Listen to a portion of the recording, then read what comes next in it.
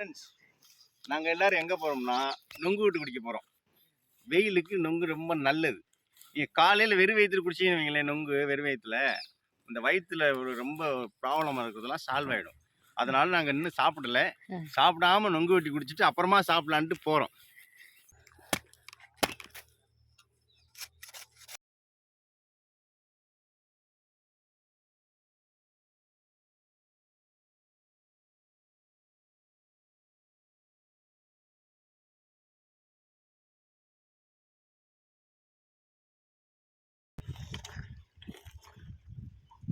வா, அற்புதமான நொங்கு பாருங்க. சதை எப்படி வருது பாருங்க. சூப்பர் சூப்பர் நொங்கு.